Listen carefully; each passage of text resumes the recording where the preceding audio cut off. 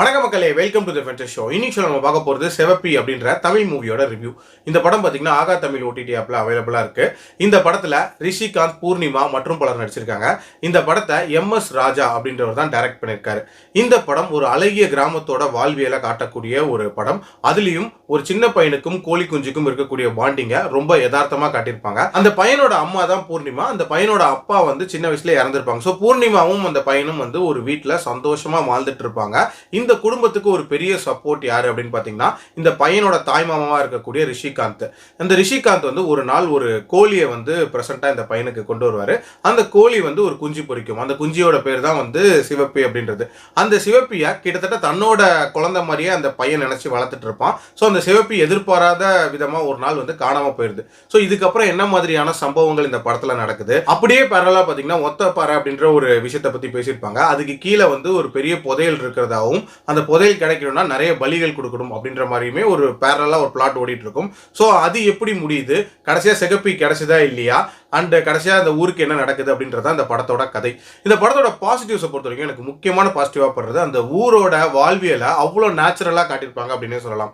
அதாவது அங்க இருக்கக்கூடிய குடும்பங்கள் எப்படி இருக்கும், அவங்களுக்குள்ள என்னென்ன மாதிரியான பிரிவினைகள் இருக்கும், என்னென்ன மாதிரியான பஞ்சாயத்துகள் வரும், இது எல்லாமே ரொம்ப யதார்த்தமா காட்டப்பட்டிருக்கும். அதே மாதிரி இந்த படத்தோட அந்த டென்ஷன்ஸை பில்ட் பண்ண விதம் அப்படின்றதுமே ரொம்ப ரொம்ப சூப்பரா இருந்துச்சு. ஆக்சுவலா சின்ன சின்னதா நிறைய பிரச்சனைகள் நடக்கும். ஒரு விதமான ரெண்டு பிரிவுகளுக்கு நடுவில் சண்டை அப்படின்ற மாதிரி நிறைய நடந்துட்டே இருக்கும். அதற்கான ட்ரிகர் பாயிண்ட்ஸ் அப்படின்றதெல்லாம் ரொம்ப நீட்டாக அமைச்சிருப்பாங்க. அதுக்கு முக்கியமான ஒரு கேரக்டரா மூடன் அப்படின்ற ஒரு கேரக்டர் இருக்கும். அந்த கேரக்டரோட டிசைன் அண்ட் அந்த கேரக்டரோட பெர்ஃபார்மன்ஸுமே இந்த படத்தில் தரமா இருந்துச்சு. அதே மாதிரி இந்த படத்தில் எனக்கு பிடிச்ச இன்னொரு விஷயம் அப்படின்றது இந்த படத்தோட மெஜாரிட்டி ஆஃப் த போர்ஷனை அந்த பையனோட கண்ணோட்டத்துல இருந்தே காட்டியிருப்பாங்க. ஃபார் எக்ஸாம்பிள் விடாது கருப்புன்னு ஒரு சீரிஸ் பார்த்துருப்பீங்களா, அதுல அன்று இன்றுன்னு ரெண்டு பாட்டு இருக்கும். அதுல அன்று ஃபுல்லாவே அந்த ராசுவோட பெர்ஸ்பெக்டிவ்ல இருந்தே நம்ம பார்க்குற மாதிரி இருக்கும். அதே மாதிரி தான் இந்த படத்துலையுமே மெஜாரிட்டி ஆஃப் த போர்ஷன் அந்த பையனோட பெர்ஸ்பெக்டிவ்ல இருந்தே காட்டியிருப்பாங்க. உண்மையிலே அது நல்ல அட்டம்ப்டா இருந்துச்சு. அதே மாதிரி இந்த படத்தோட டியூரேஷனுமே பார்த்தீங்கன்னா 1.25 மணி நேரத்தில் முடிஞ்சிடும். ஒரு கிறிஸ்போ ஆச்சா பார்த்துடலாம். அதே மாதிரி இந்த படத்தில் பெர்ஃபார்மன்சஸ் அப்படின்னு பார்க்கும்போதுமே நிறைய தரமான பெர்ஃபார்மன்சஸ் இருந்துச்சு. ஆக்சுவலாக ரிஷிகாந்தோட ரோலா இருக்கட்டும், பூர்ணிமாவோட ரோலா இருக்கட்டும், ஏன் அந்த ஊரோட பஞ்சாயத்து தலைவராக வரக்கூடிய அந்த ரோலா இருக்கட்டும், எல்லாமே ரொம்ப நீட்டாக டிசைன் பண்ணப்பட்டிருக்கும். அண்ட் அவங்களுமே தரமான பெர்ஃபார்மன்ஸை கொடுத்துருந்தாங்க. நெகட்டிவ்ஸை பொறுத்த வரைக்கும் பார்த்தீங்கன்னா இந்த படத்தில் எமோஷன்ஸ், மிஸ்ட்ரி, இந்த மாதிரி நிறைய விஷயங்கள் இருந்தாலும் அதை கோர்வையா சொல்லக்கூடிய அந்த ஸ்கிரீன் பிளேல ஒரு விதமான கேப் அப்படின்றத ஆங்காங்கே நம்மளால உணர முடியும். ஃபார் எக்ஸாம்பிள் சொல்லணும்னா இந்த படத்தோட முக்கியமான பிளாட் என்ன, அந்த கோழி குஞ்சு காணாம போறது, அது எப்படி காணாம போச்சு அப்படின்ற மாதிரியான அந்த டீடைலிங்லாம் இன்னும் கொஞ்சம் நிறையவே சொல்லியிருந்திருக்கலாம். ரொம்ப மேலோட்டமா சொல்லிவிட்ட மாதிரி இருக்கும். அதே மாதிரி அந்த புதையல் ரிலேட்டடான போர்ஷன்ஸ் அப்படின்றதுமே இன்னும் கொஞ்சம் எக்ஸ்ப்ளோர் பண்ணிருக்கலாமோன்னு எனக்கு தோணுச்சு.